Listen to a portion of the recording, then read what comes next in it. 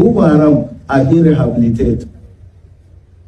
Now, what they do, after the rehabilitation, they fill form, they ask questions. How many people have you killed? So if you kill 50, you have your own class. 50 and above, 20, I have never killed. So if you have never killed, maybe you stay there 1 month and go off. If you kill small number, 2 months. If you kill many, 6 months. Which type of ammunition that you use? Then that's the people that they are going to pay them a payoff of 3 million and a monthly salary of 50,000. I'm saying this, it should be a shocking. I'm revealing this. After being rehabilitated, what happens the next? If you cannot live without gun, the government will provide gun for you. As a civilian JTF, you all know that they are here in Abuja.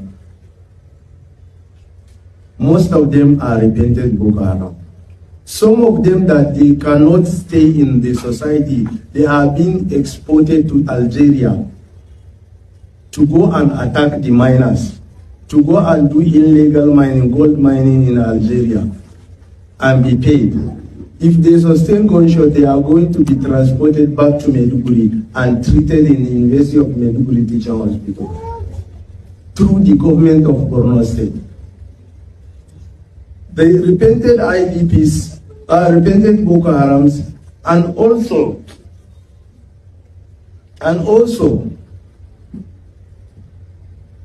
the civilian JTF go to Zamfara. They are there. The government of Zamfara is paying them 70,000.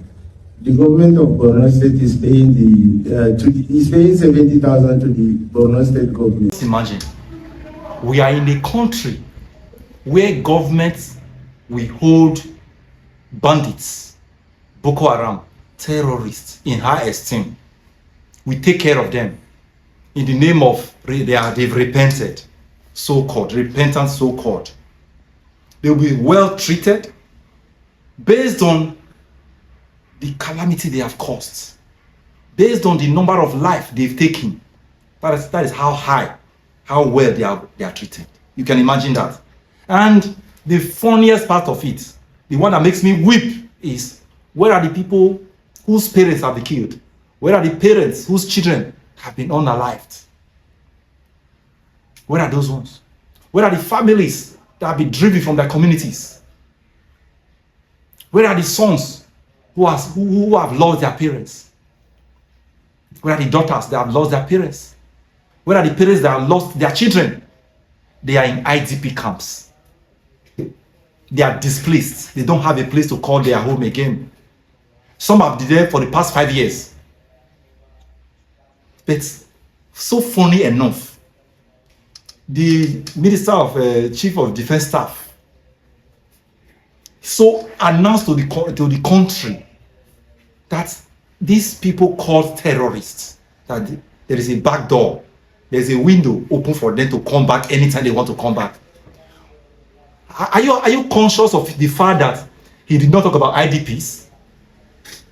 Where is the package, the welfare package for the IDPs? Where is the concern for the displaced Nigerians? I weep for Nigeria when I hear people we call leaders, when they speak, when they talk. I weep for the country called Nigeria. People that are in the helms of affair, when they speak, I weep for them. Recently, there was a DSS report on Edo State that bandits are planning to attack schools, especially in the Edo North part of Edo State. The Edo State governor's decision was this and that school closed down. The question I always ask, if schools are closed down, what about the inhabitants of those communities where those schools are located that have been closed down? If you think this boarding school, this day school, they are so endangered and you close them down, what about the community people? What about the indigenous of these communities? You've already told them they are on their own. Our government is very irresponsible. This same governor came out to say with his mouth, even when all of them, I can't be part of him. Even when all of us are kidnapped, even when all of us decide to go for it, all he was focused on, there is no vacancy in Abuja. There's no vacancy in that Rock. There's a security report for you, for your state. You open your mouth to start announcing there is no vacancy in that Rock. Psychophancy. People talk without sense. You'll be wondering what has happened to their sense. And look at the crowd clapping. Look at the one saying exactly what happened to these people's sense. What has happened to their brain? What has happened to their humanity? You see some going to share rice. They have their takeaway rice. How long will this take you? That rice take you? What will that rice do for you in the face of insecurity? If your son is kidnapped, you know they don't even mention 50 million. Yet you are still running after rice. You are still running after governor. You are still running after my leader. You are still running after party, APC. What they are sharing for you, how will that one save your life when you are kidnapped? When you are taken, how will that one help you? How come we have a country, we have a government that is so focused on rehabilitating those that have murdered, those that have taken up to 60 lives, 100 lives? They take care of them. They give them cars. They pay them millions. You heard what he said. They are giving 3 million, 6 million. Whereas the people whose life has been rendered to nothingness, they continue to live in IDP. How come our governor will shamefully come out and talk about how those that have unalived the lives of Nigerians, they will be taken care of? Whereas those that have been displaced, the communities that have been displaced, they are not taking care of them. And we are in the same country. You think these people are safe? I never plan to talk, but I think something is wrong with somebody that sees all these things. You are still keeping quiet every day. You are still hoping you can just skate through it. You are just hoping, not me.